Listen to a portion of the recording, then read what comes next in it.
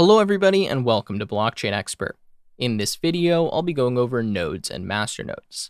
Now, nodes are really just computers that are storing a copy of the blockchain.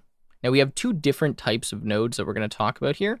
The first is referred to as a partial node, and the second is a full node. Now, a masternode is a different thing, which we're going to get to near the end of this video, so just ignore that for right now. But when we're talking about our regular nodes, these are computers that are storing a copy of the blockchain, and we have either a partial node, which is only storing a part of the blockchain, it's not storing the entire thing, or we have a full node, which is storing an entire copy of the blockchain. Now, if we're talking about things like miners or validators, these are always going to be full nodes. Now, the reason they're full nodes is because they need to store an entire copy of the blockchain to ensure that they have valid transactions when they're creating and submitting a block.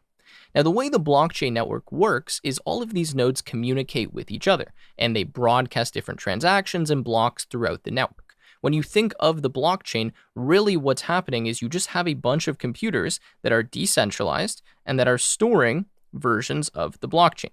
Now, they want to be in sync as much as possible, but obviously there's scenarios in which nodes have outdated versions of the blockchain, or we have things like fork chains, which we talked about in some previous videos. But the idea is that these nodes are connected to each other, and they are transmitting transactions and blocks between one another. So really, when you think of the blockchain, just imagine a bunch of computers that are sitting around the world, all communicating with each other and synchronizing different transactions and different blocks. So it's important that you have many different nodes on the blockchain network, both partial and full nodes, and that you have special nodes like miners or masternodes, depending on the specific application and kind of implementation of the blockchain. So going a bit further here, what could happen is that this node here could be, say, our miner node. And we could just denote that maybe with a little purple blob here. So they would generate a block, and then what they would do is they would transmit that block to other nodes. Now, the exact nodes that they transmit to is a little bit complicated, so I'm not going to get into how that works precisely, but the idea is they would transmit to these nodes would then send to other nodes, and this would get propagated throughout the entire blockchain network. So there can be times when certain nodes have not yet received the block, and they kind of have an outdated version of the blockchain, and they're waiting for the new block to come in so that they can synchronize and update with the current version of the blockchain. So that's really the basics of how it works. All of these computers are sitting on the blockchain network. They're kind of connected to one another based on the clients and the software that they're running, and they'll be transmitting different information to each other. Now, of course, the more nodes that you have on the blockchain, the more secure it's going to be because you're increasing decentralization and you're distributing this ledger across many different places.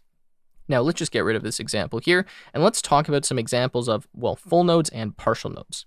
Now, we already know that an example of a full node would be something like a miner. However, we can have things like wallets, which can be full nodes as well. And in fact, wallets can be both partial and full nodes, and typically your lighter weight wallets, so for example, ones that may run on your phone, those would be partial nodes. And the way the partial nodes would work is they would actually link or kind of connect to a full node to determine an accurate balance for your specific wallet. So you have some specific client applications that would be full nodes. Really just depends on what you're doing. An example of that could be a wallet because you need to know what your current balance is. And to have your current balance, you need to have an entire history of the blockchain. Now, these partial nodes, as I was saying, will use some clever software to give you a very good estimate of what your current balance is, but to actually be able to determine that, they need to connect to a full node and kind of call information from the full node. So on specific blockchain networks, people will run full nodes and they'll kind of rent out that full node as a service and allow partial nodes like wallets, lighter weight wallets, to actually connect to the full node and get specific information. And these partial nodes may pay some fee or something to the full node. Really, again, depends on the blockchain network and specific applications. Just understand the main difference here is that a partial node is storing part of the blockchain and a full node is storing the entire blockchain. Now, continuing here, our full nodes, and really just any node on the blockchain network, always want to have an up-to-date and synchronized version of the blockchain. So just like our mining nodes, they want to make sure that they are only adding blocks to their version of the blockchain that are valid. Now, they're not necessarily going to be getting a reward for doing this, but they want to have an up-to-date version so that they can have the accurate information about the blockchain network. So if we have a bunch of different nodes sitting on our network here, and we can say that maybe this guy here is a miner, if they submit a block, of course, this is going to get kind of transmitted or broadcasted to all of the other nodes in the network. These nodes are going to determine whether or not they're going to add this to their copy of the blockchain based on if this block is valid. So this node may say, yes, this is valid. This may say, yes, it's valid, and this node here may actually reject this block and not accept it as a valid block. Now, in this situation, since the majority of the nodes on the network accepted this block, this would get added to the current version of the blockchain, which again is just being stored on all of these different nodes, and it will become kind of the up-to-date and most correct version of the blockchain. And this node, since it didn't accept that, would have an outdated version of the blockchain and would need to resynchronize later on and end up adding this new block. This is kind of how consensus is reached, right? If a majority of the nodes on the network accept a block, then that becomes the next block that's added in the blockchain network. And then, of course, a few of these nodes could reject the block, but if they reject it even though it was a valid block, then they're just doing a disservice to themselves because now they're going to have to synchronize later on, and they will have to end up adding this to their current version of the blockchain if they want to have an up-to-date version. Now, in another scenario, if a majority of the nodes here reject this block, so let's just say all of these were to reject it, then of course this doesn't get added to the blockchain, this miner does not get their reward, and we move on and we wait for the next valid block. These nodes will then again validate that block by looking at the hash of the block and the transactions and signatures on that, and if it's valid, they add it. If it's not valid, they don't. So I just wanted to make it clear that it's not just miners who are validating the transactions and validating the block. It's pretty much every node sitting on the network. Now, even though they're not getting a reward for doing this necessarily, they still want to be validating the blocks because they want to have the most up-to-date version and valid version of the blockchain on their node because they want the information from the blockchain network.